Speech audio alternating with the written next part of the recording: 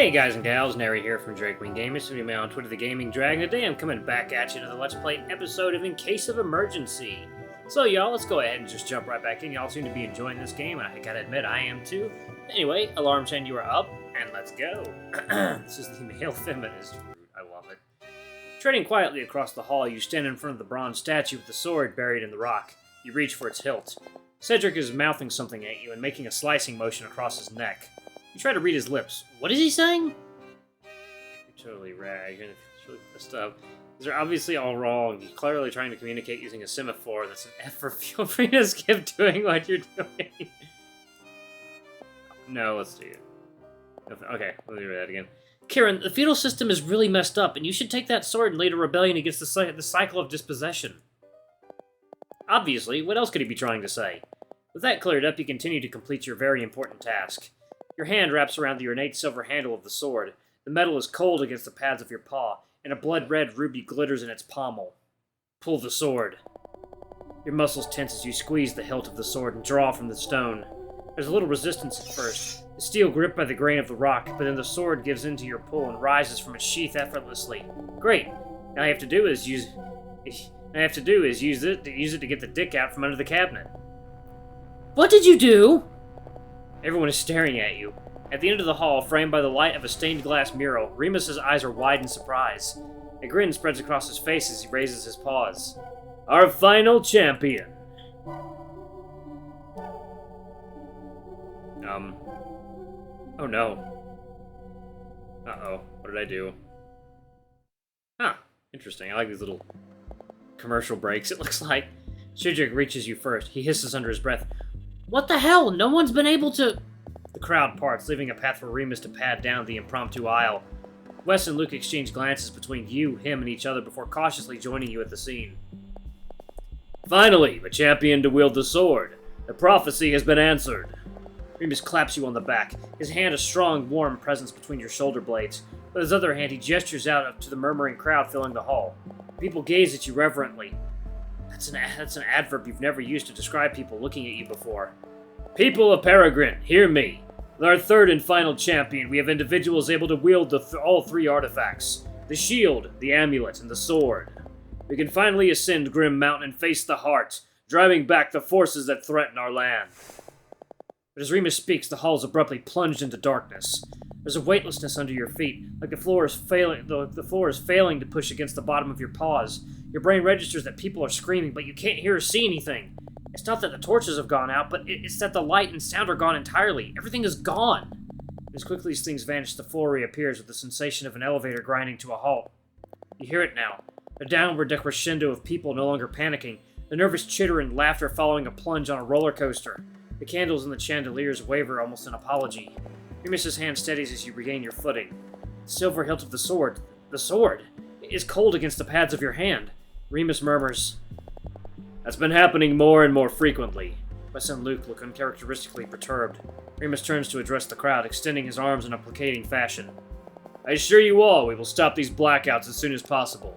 With the bearer of the sword finally here, we can pierce the heart of the mountain and bring an end to the resolution. Once and for all.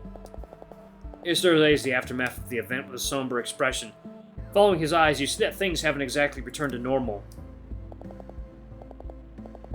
Whoa, what the fuck? Pardon my language, YouTube. Am I in a simulation? Holy hell, is this game a simulation? Parts of the landscape are totally missing. Not discrete tables and tiles, but orthogonal pieces of the world, like half a dresser and a slice of a vase that was sitting on it. As though something has carved out entire chunks of existence. In its place is nothing, just pockets of staticky darkness that make your fur stand on end. Water drips from the now slanted lip of the vase onto a dresser. Your ears flatten against the back of your head. It seems like a lot more than just drunk nerds with foam swords. Red pill. You take the red pill, but not in a massage. I love it. I don't know about this. This is cool. No, I'm doing this. Yeah. Let's go on an adventure. You take the red pill, but not in a misogynistic way.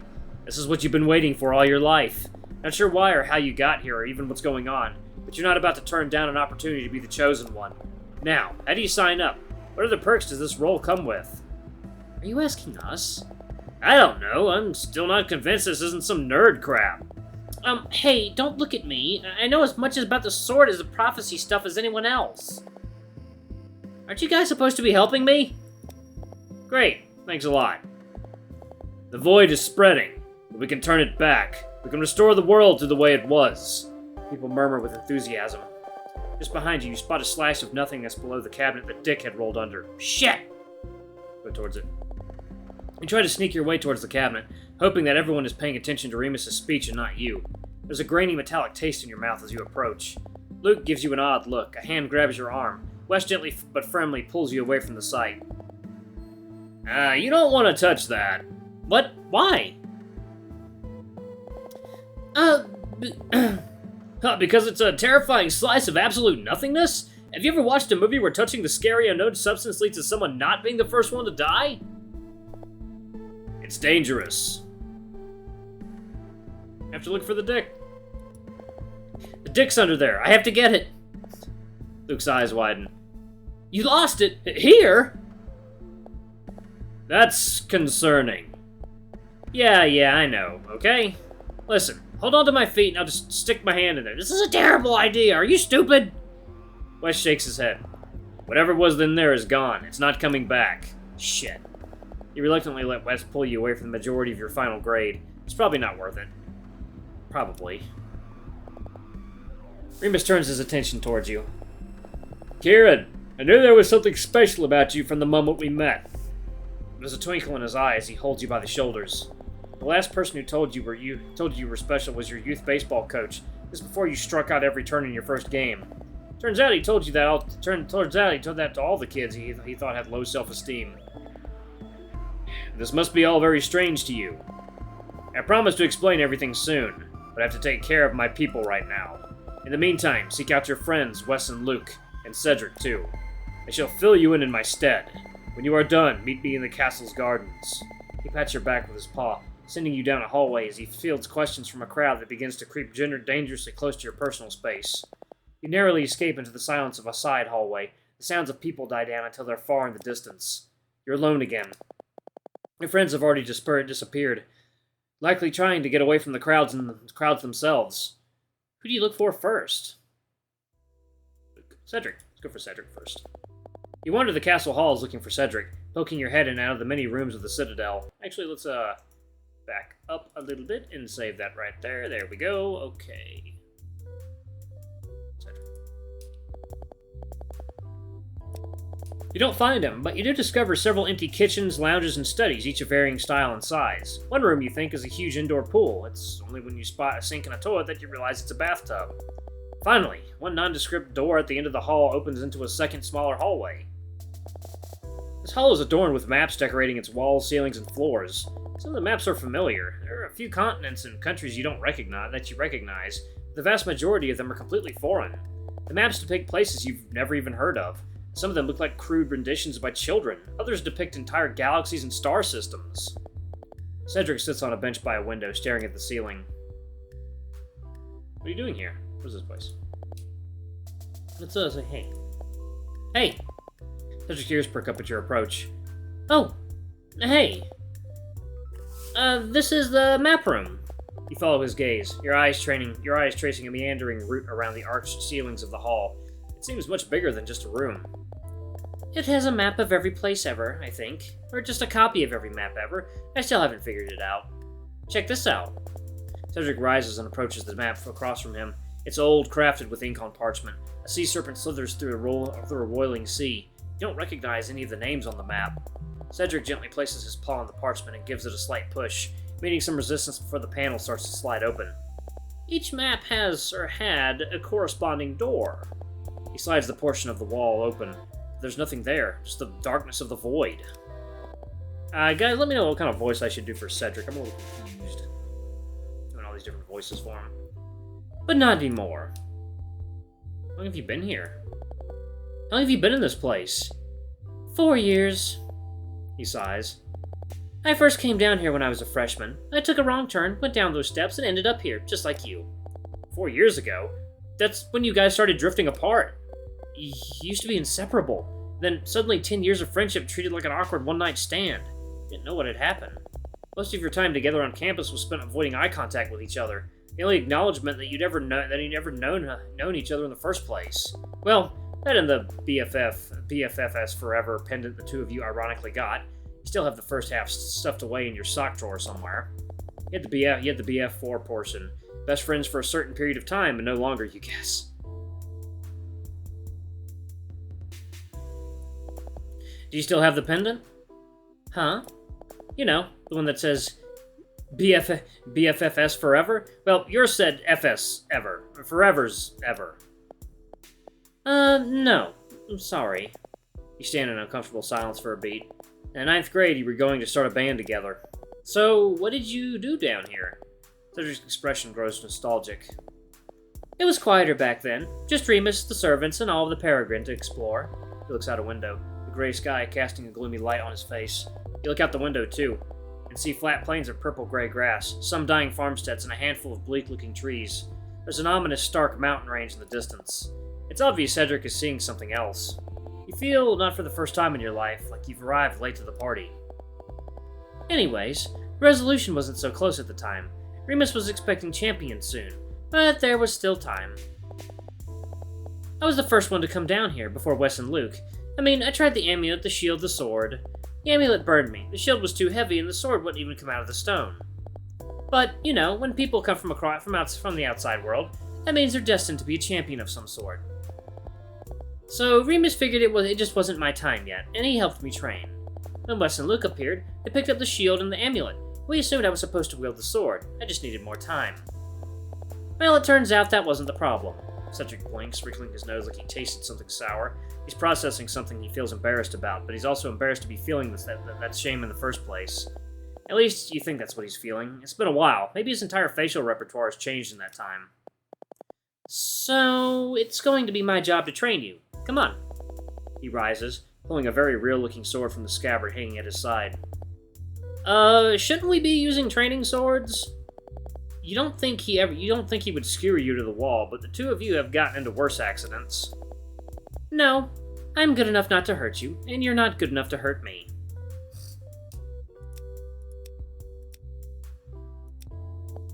He smirks, readying his blade. Can we talk?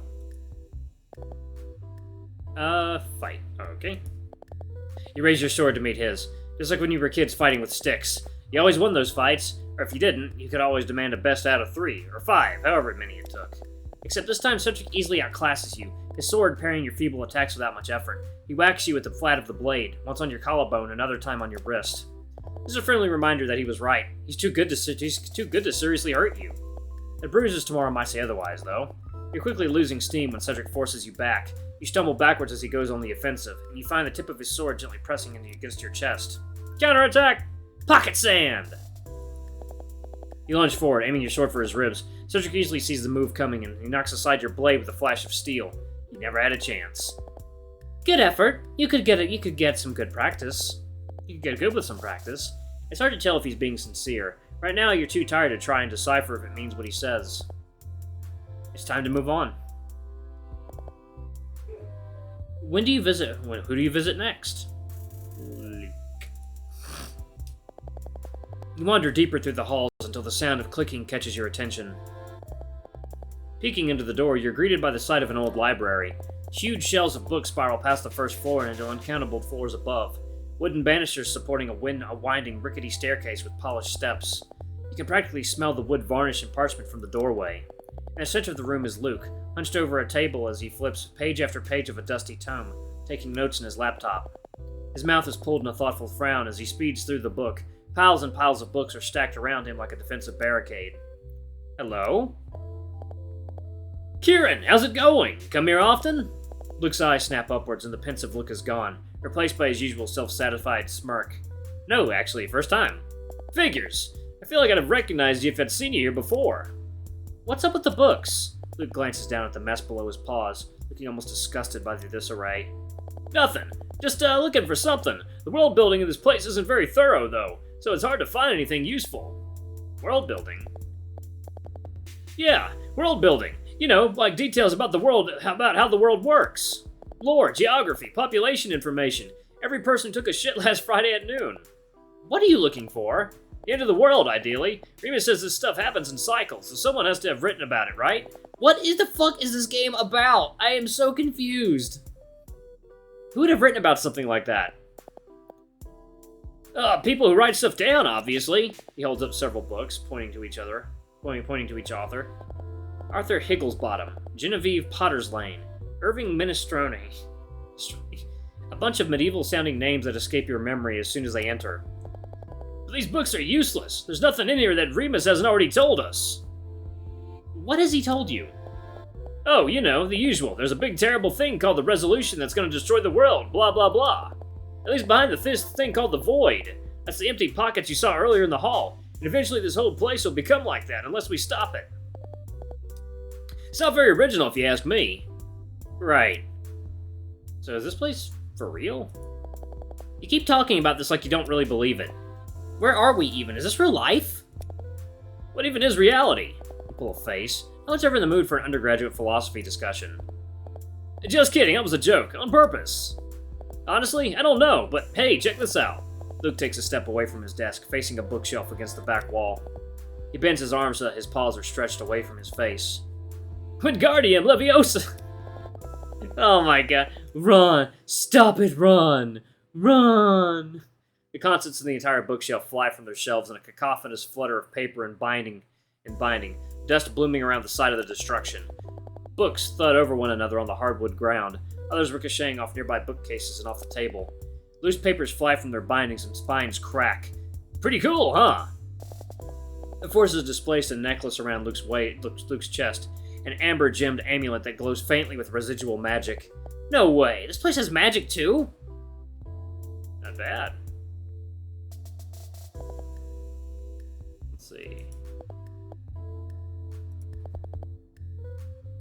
You make a so-so motion with your hand. That was okay. Oh my god, are you negging me right now? This is because you took the red pill. No.